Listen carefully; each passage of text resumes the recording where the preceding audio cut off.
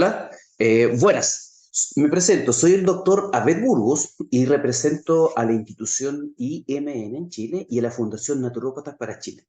Quiero agradecer esta invitación, ¿no es cierto?, a este congreso, ¿no es cierto?, que es la Conferencia Europea en Naturopatía, está basado en la evidencia, y también al Foro Hispanoamericano con el cual gestionaron, ¿no es cierto?, esta invitación. Así que muy agradecido.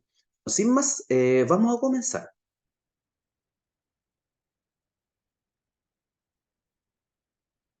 Vamos a abrir modo completo. Y vamos a comenzar. Bueno, el título de mi exposición es la valoración cualitativa del uso y aplicación del consumo de plantas medicinales y el consumo de fármacos en una población de una ciudad rural que se llama Bulnes. Esta queda en la octava región de Chile, ¿ya? Este artículo está publicado en la revista ISIS. Si alguien después me contacta, yo se lo puedo enviar, pero hay bastantes, digamos, evidencias.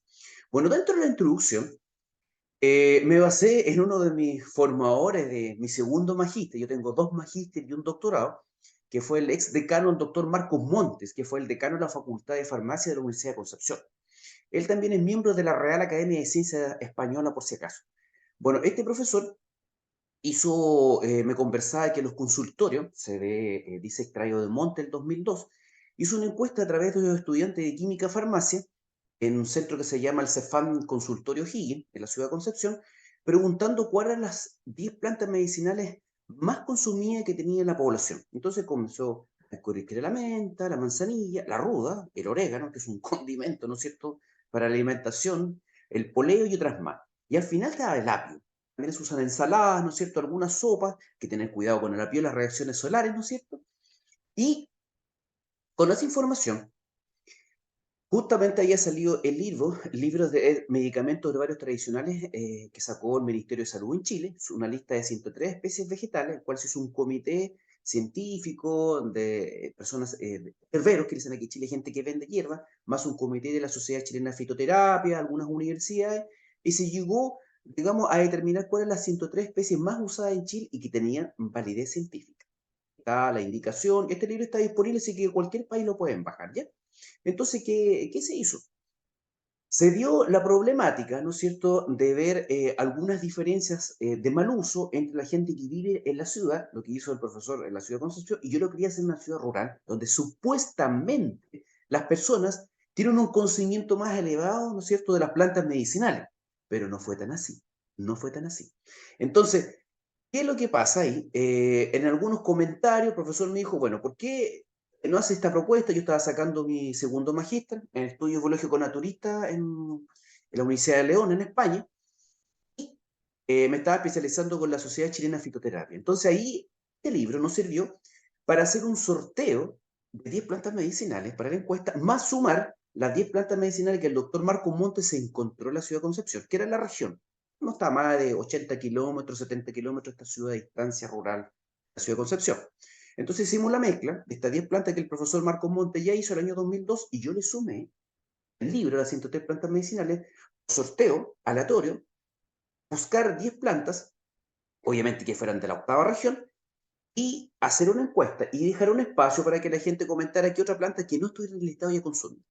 Afortunadamente eran todas las que estábamos y muy raro las encuestas, ¿no es cierto? Se dieron situaciones de nuevas plantas que no estuvieran en el diseño de esta encuesta. Cabe destacar que esta encuesta fue enviada a pares revisores de la Universidad de Chile, Sociedad Chilena de Fitoterapia, Argentina, Uruguay y Portugal, ya para revisar.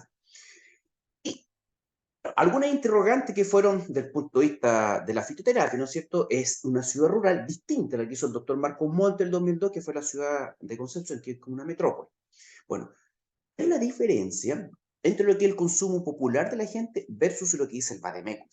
¿Ya? Eso es muy interesante, como también las monografías que hizo la Organización Mundial de la Salud de plantas medicinales. Entonces tenemos el Bademecum, monografía, que es un respaldo científico, más, ¿no es cierto?, ciertas guías de uso de plantas medicinales, de química farmacia, que el profesor Marcos Monte me facilitó de España y que son bastante buenas.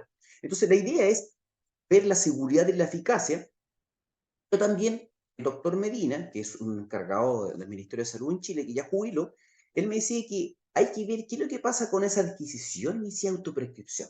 Comunicación oral, estamos hablando. Entonces me dice, creo que hay una diferencia entre la ciudad de Concepción, que es la parte urbana, y rural, que es Bulnes, a pesar que supuestamente lo rural, los campesinos, o la gente que vive en el campo, deberían tener más un conocimiento folclórico popular del uso adecuado de las plantas medicinales. Entonces, aquí también se ve que ya las ciudades rurales han avanzado, hay construcción, civilización, modernización, desarrollo de un país, hay hospitales y consultorios. Entonces, a ese conocimiento popular o tradicional se suma la llegada de los hospitales y la implementación de la medicina local. Entonces, hay que ver qué pasa también con el consumo alternativo complementario que vamos a analizar.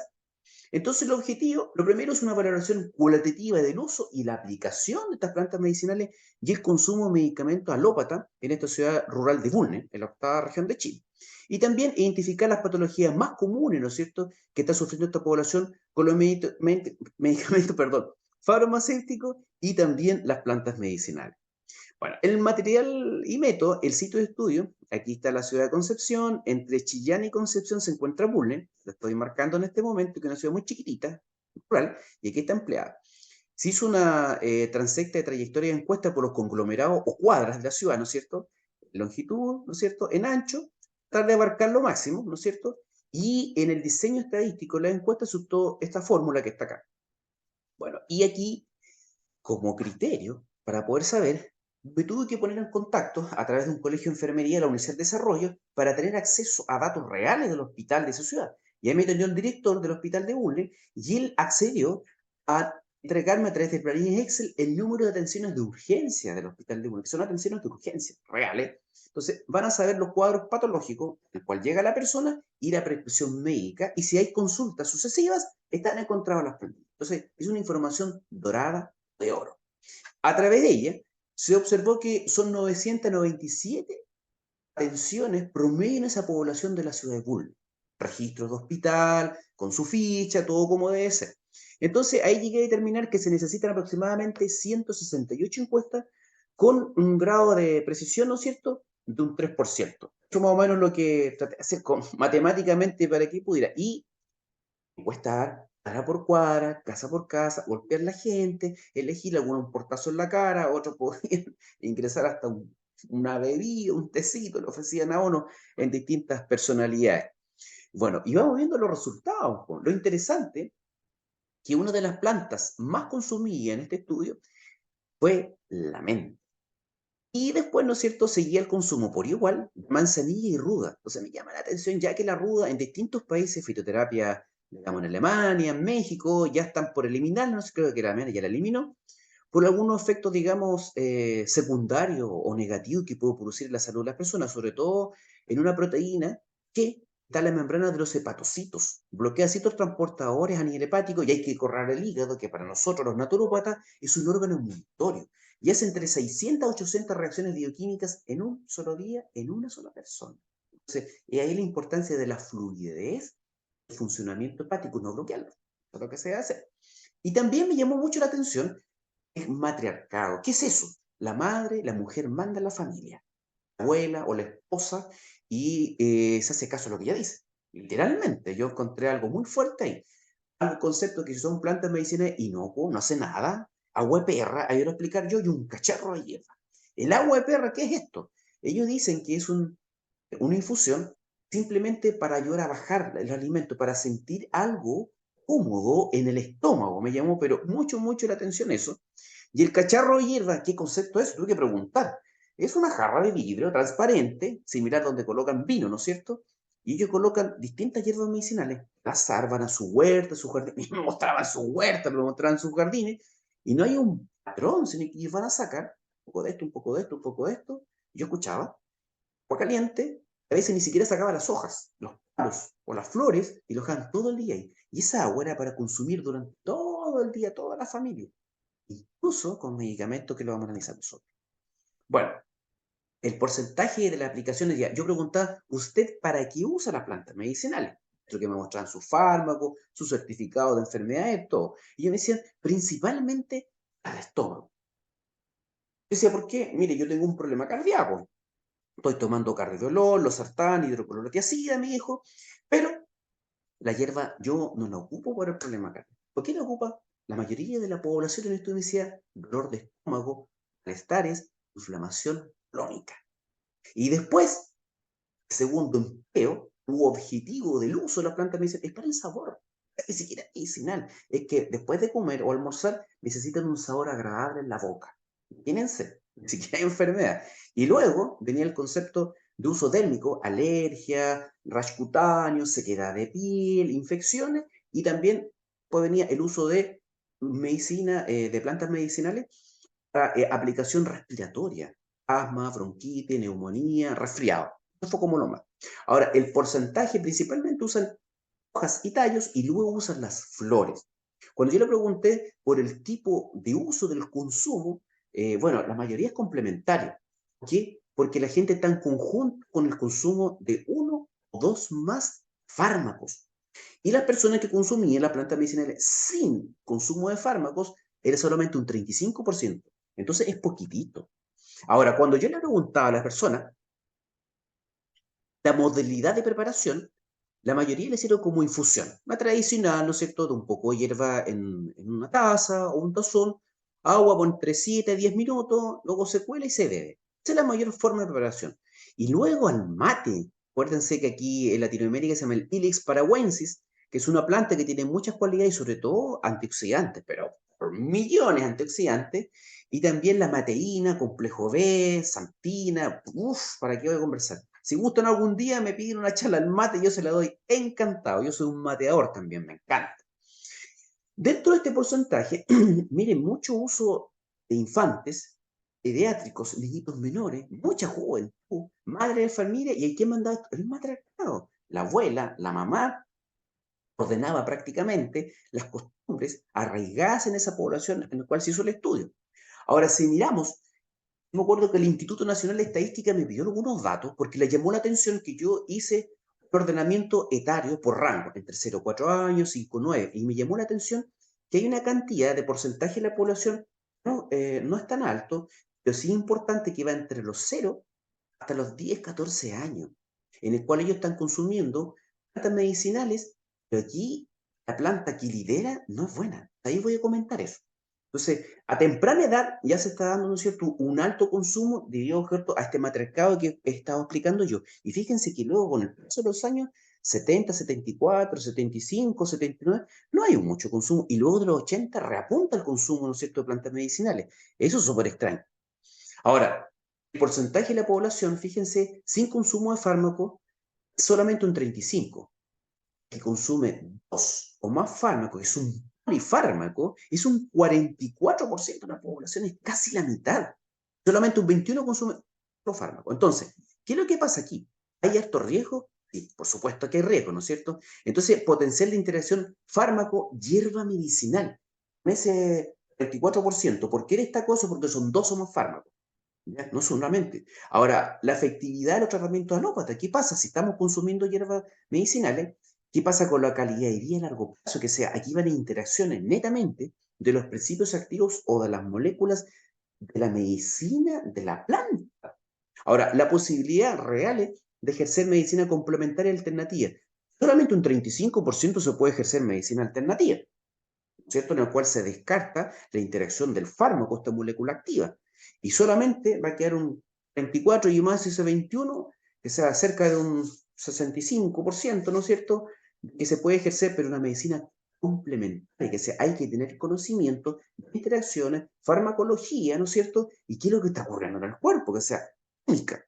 ¿Y qué es lo que pasa a eso? Hay una necesidad de especializarse y evitar la iatrogenia profesional, que sea, hay que conocer qué acto, qué reacción tiene esa molécula alópata con la de planta medicina y si entre ellas va a haber potencial interacción. Y eso se necesita especialización, diplomado, magíster, etc. De hecho, dicto en el IMN un diplomado de fitoterapia clínica. O sea, lo enfoco más en la clínica del paciente que más que fabricar o preparar extractos, porque yo dejo la responsabilidad a la carrera de química farmacia, en el cual en nuestro país hay una legalidad, en el cual el naturópata no puede preparar, ¿cierto? Extracto es una función del químico farmacéutico. Entonces, por eso lo hago yo, profundizando en la parte química y en la prescripción. Bueno, continuamos con la charla. Aquí sale que en la figura 8 hay un porcentaje de enfermedades presentes en los integrantes de los diferentes hogares. Entonces, fíjense que el mayor porcentaje circulatorio cardíaco. Esas son las enfermedades más presentes en los hogares, pero no coincide, porque dice, usamos las plantas medicinales principalmente para malestares digestivos. Ya la enfermedad no necesita de la planta como un primer instrumento para tratar la enfermedad. Es el fármaco. Ahí se va dando cuenta uno. Ahora, si se pregunta porcentaje de medicamentos farmacéuticos consumidos por los integrantes, fíjese que el fármaco está destinado principalmente para tratar la enfermedad de tipo circulatorio cardíaco. El fármaco no está destinado para tratar una enfermedad de tipo digestiva. Eso es lo que oigo. Entonces, ahí no está relacionado, de alguna forma, de qué estoy enfermo y si la planta medicinal va directamente a mi enfermedad. No, no está dirigida ahí. Eso me pareció extraño. Entonces, de la discusión, una de las problemáticas importantes en relación al consumo de la planta medicinal es el grado de seguridad y eficacia que se puede realizar al hacer mezcla. ¿Por qué? Porque yo encontré que era común que la gente mezclaba, me mostraba en sus huertos, en sus patios, en sus casas, que eran de 3 a 5 plantas por medio. Entonces, es difícil, voy a dejar de compartir, discúlpenme acá, disculpen, es difícil poder explicarle a un paciente. Él está mezclando 5 plantas medicinales en el cual cada una de ellas tiene moléculas o principios activos y que esos principios activos tienen, ¿no es cierto?, la cualidad de poder reaccionar con el principio activo del medicamento. Pero lo peor aún de esto es explicar, ¿no es cierto?, en esta charla que la gente no tenía todos los días manzanilla o todos los días, no sé, cedrón para ciertos malestares. No, un día un tipo de hierba, otro día otro tipo de hierba. Entonces, ni siquiera había una consistencia en un tratamiento tipo digestivo. Eso me pareció, pero súper, súper curioso, ¿ya? Ya, ahora voy a seguir. Bueno, y también, aquí también dentro de la discusión se hace hincapié en la dosificación. Entonces, aquí hay errores de autoprescripción que la gente se autoprescribe como que si ella supiera, pero hay efectos secundarios desconocidos, no lo saben. Será súper, súper común. Y también ellos piensan que la planta no posee potencial, es natural, no hace efecto, nada, es súper sano. No, no hay ningún problema en que yo mezcle la planta medicinal con un fármaco. Y bueno, y aquí dentro de eso, en Nigeria, se ha encontrado, ¿no es cierto?, según un estudio de Faki en el 2008, que hay una tendencia al aumento de combinar plantas con medicamentos mientras están hospitalizados. O sea, es una interacción intrahospitalaria intencional con el consumo de plantas medicinales, pero es un efecto iatrogénico. Ahí se da mucho. Y acá, ¿no es cierto?, continuando con la discusión, bueno, la administración de plantas medicinales en conjunto con fármacos convencionales puede producir variaciones en la magnitud, que sea a través de interacciones farmacocinéticas. Entonces, ¿qué es lo que va a afectar? A la absorción, distribución, metabolización, excreción. ¿Me entienden o no? Entonces el tratamiento no va a tener la seguridad. Todos estos pasos. ¿Alterar la absorción? Sí. O sea, aquí yo tengo que comentar que este año 2003 he dado 2 charlas de interacción fármaco-alimento, que sea, ni siquiera una interacción fármaco-planta medicinal, es comida, comida. Y aquí tengo que comentar estas 2 charlas que he dado, ¿no es cierto?, en el Foro Hispanoamericano, tratar de engranar la alerta con los comentarios que quiero hacer, que la investigación del 2002 ha revelado que los fármacos emplean las vías enzimáticas y los receptores de los alimentos y alteran o modifican las vías naturales. Entonces, fíjense, aquí el alimento está interaccionando con el fármaco y el fármaco ocupa la vía de la comida, por así decirlo. Ni siquiera ocupa una vía de una planta medicinal. Ya están mapeados por, digamos, algunos ensayos bioquímicos que han hecho, en el cual ciertas vías están siendo, ¿no es cierto?, compartidas entre la alimentación y los fármacos. Ahora, si colocamos a competir con las plantas medicinales, esa única puerta, ahora ya se complica con 3 miembros.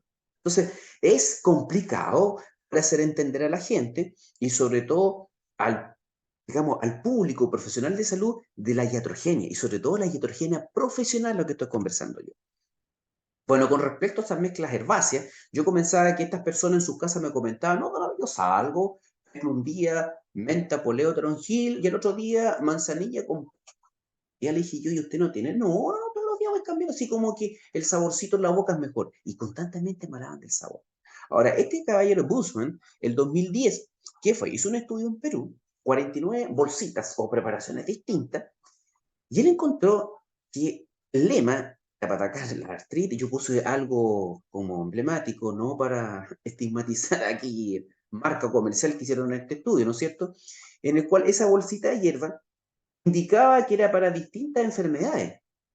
Después, otra bolsita de hierba para otras distintas enfermedades y una tercera bolsa, otras distintas enfermedades. O sea, cada bolsita indica enfermedades distintas, pero el contenido de la bolsita eran las mismas hierbas medicinales.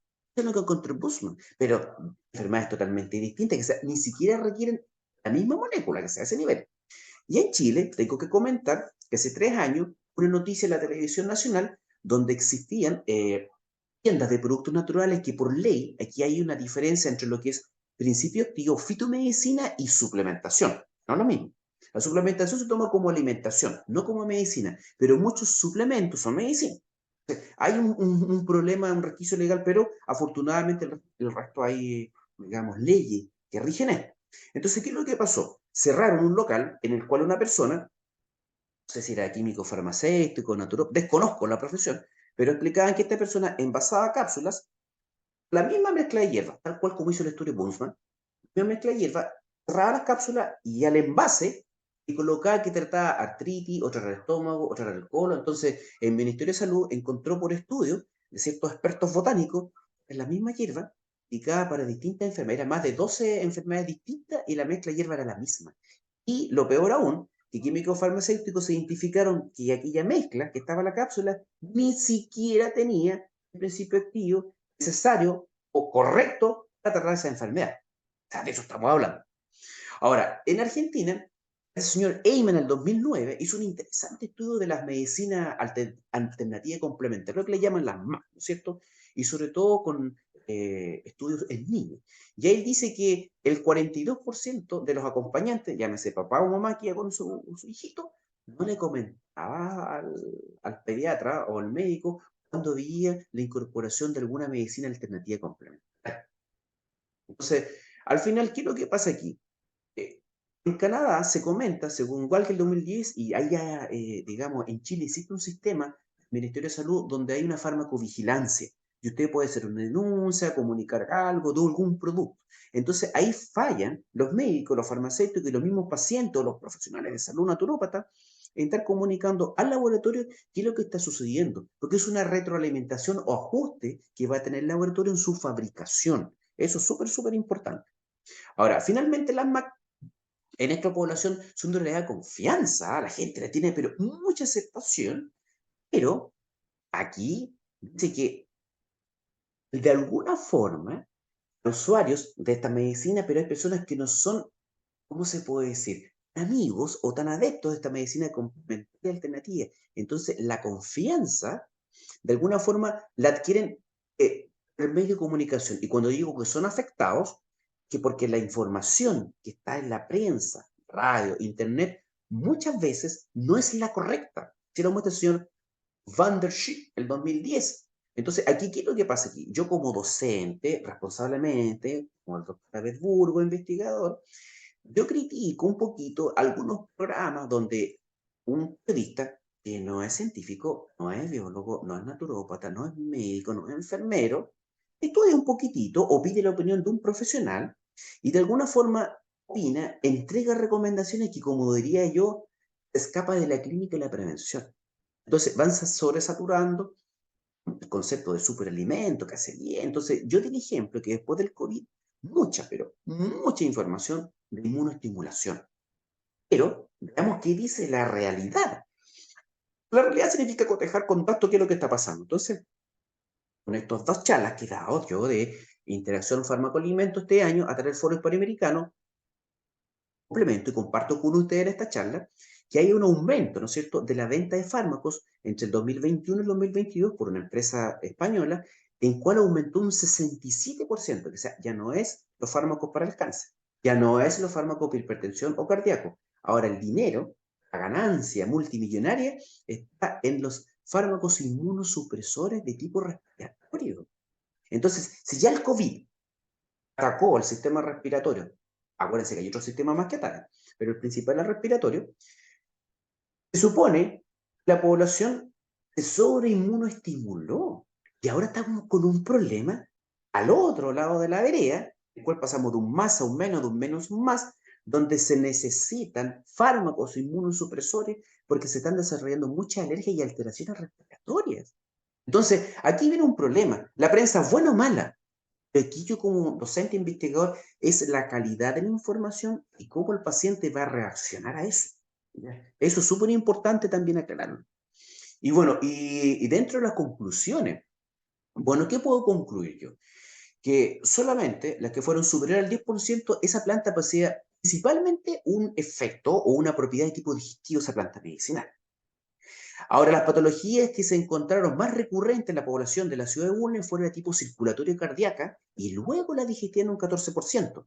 Pero el consumo principal de plantas medicinales no tiene que ver con la mayor prevalencia de enfermedades de tipo circulatorio cardíaco. No coinciden. Entonces, con estas observaciones recolectadas a través de esta entrevista, se repetían muchos comentarios, malestar digestivo, que provoca el fármaco. Años y años. Personas me han mostrado una caja de zapatos. Aquí yo tenéis que dejar de, disculpen que deje de grabar, pero tengo que comentarlo. Gente me decía, en una caja de zapatos tenían, el consumo eran entre 8 a 10 fármacos al día. Yo lo encontré impactante. Y además, un consumo de ruda tiene una proteína, o sea, una sustancia, perdón, que anula una proteína, la membrana del hepatocito, los globulillos hepáticos, entonces de modo que la función hepática se reduce. Y con 10 fármacos. O sea, hay que procesar los fármacos. Entonces, hay sobrecarga de función hepática, un órgano inmunitario, y más encima la ruda comienza a bloquear el funcionamiento hepático. Depende, de alguna forma, la biodisponibilidad plasmática del fármaco comienza a aumentar y eso comienza a saturar la toxicidad de la función renal. Nosotros como naturópatas lo sabemos, pero el resto de la población quizás no. Entonces eso tengo que destacar. Ahora, voy a continuar, discúlpame que hice esto, pero tenía que hacerlo. Ahora voy a continuar con la presentación.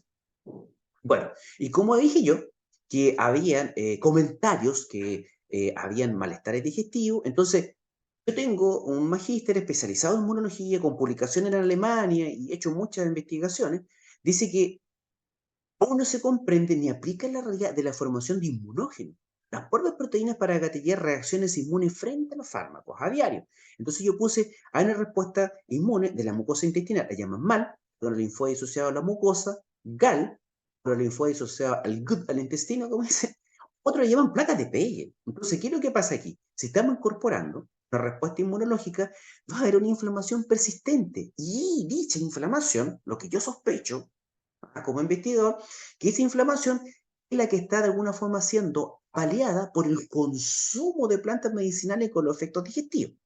Entonces, nuevamente voy a explicar. Imagínense ustedes que el fármaco es una molécula muy pequeña, es un apteno, así se llama un apteno, y no tiene un peso molecular suficiente para estimular el sistema inmunológico a decir, oye, esto es un patógeno, una toxina. Pero en otras propias proteínas, albúmina, algunas proteínas de membramiento, intestino, descamación celular, van quelando y van uniendo o incorporando ese fármaco a esa masa de proteínas propias. Y ahí, con un peso molecular suficiente, el sistema inmunológico comienza a producir monoglobulinas en contra del fármaco. Eso se da. ¿Ya? Entonces, ese aspecto no se ve, pero sí la gente dice, siempre el dolor de estómago, siempre la pesadez. Entonces, ¿me entienden? ¿No? Eso es lo que quiero acotar. Ahora voy a continuar. Acá tengo que destacar, esto es súper importante, que hay un sector etario que yo dije que estaba entre los 10 y 14 años, son menores de edad, pero tengo que conversar que aquí las plantas medicinales más ocupadas de la ruda y el paleo que pueden afectar potencialmente la salud de esos menores de edad. Entonces aquí están nuestros niñitos corriendo y yo puse la ruda y el poleo. Ahora, no se recomienda el consumo frecuente de estas hierbas medicinales en menores de edad, pero el matrestado sí se lo da. Esa es la primera observación que encontré. Ahora la costumbre, aquí hay un jarro de vidrio y el agua es un chopero más de un vaso, disculpe. Entonces, este cacharro que llamaban ellos de hierba, van modificándose las hierbas diarias, no son las mismas, hay variación diaria, pero aquí ellos ocupan este cacharro de hierba para beberse el fármaco. No es agua, es hierba, es infusión medicinal de hierba. Entonces yo puse que la manzanilla tiene una molécula que se llama camazulero. Entonces, cada hierba tiene muchas moléculas o muchos principios activos y que muchas veces son variados. Y esos principios activos son los que reaccionan a los fármacos. Pero falta explicar y complicar el escenario aún más que los receptores del alimento van a competir, ¿no es cierto?, con estas moléculas. La medicina, eso es lo que estoy diciendo yo. Bueno, y quiero dar los agradecimientos al Hospital Rural de la ciudad de Bulnes. Bueno, aquí está el director del hospital, que lamentablemente yo ofrecí un curso gratis para capacitar a los personal médico, no son doctores, no tenían doctorado, y no quisieron. Era cero costo, cero peso. Yo hice por parte de mi tesis de magíster en la Universidad de León. Bueno, también al doctor Marco Monte, ex decano de la Facultad de Farmacia de la Universidad de Concepción, que me orientó mucho, con su contacto en España también me orientó, y a la Sociedad Chilena de Fitoterapia, a través del doctor Miguel Morales. Él es profesor de la Facultad de Medicina y él dicta la cátedra justamente de fitoterapia y farmacología. Así que tengo que agradecer mucho, ¿no es cierto?, a estos tres organismos. Bueno, y ahí están las referencias bibliográficas, y como dije yo, muchas gracias, y quien desee, ¿no es cierto?, me puede escribir, y yo le puedo, ¿no es cierto?, enviar la publicación científica, está en una revista ISIS. Bueno, eso más o menos sería el escenario que yo acabo de conversar con ustedes, y nuevamente destacar, no he visto muchos cambios, todo lo contrario, con la pandemia, con el hacinamiento, con el COVID, he visto mucho empoderamiento de la población en el uso de las plantas medicinales, por estas críticas a las vacunas, ¿no es cierto?, donde están tomando, haciendo mezclas que ellos supuestamente saben, porque el doctor Google la dice en Internet, pero la realidad es que ellos no saben qué enfermedad tiene su cuerpo, qué fármaco están administrando y cómo está funcionando el cuerpo bajo el fármaco. Ahora, eso es clínica, biología, histología, anatomía. Entonces, ahí, de ese punto de vista, se incorpora la adición sumativa de los principios activos de la fitoterapia. Entonces, eso más o menos, los niños son los perjudicados a través de las arrugas y el poleo. Fitoterapéuticamente, la SOCHIFITO, la Sociedad Chilena de Fitoterapia, tiene como en lista amarilla que esas plantas no son recomendables para niños. Y también ese famoso jarro de plantas medicinales, que yo le da mucha confianza al hecho de ser natural, ser un producto que no tiene ningún impacto, pero en realidad no es así. Acuérdense que yo puse la flor de manzanilla, el Kama Sutra al tiro, que sea, esta planta tiene un listado, ¿no es cierto?, de moléculas de principio activo, y aquí está el efecto séquito y otras cosas más.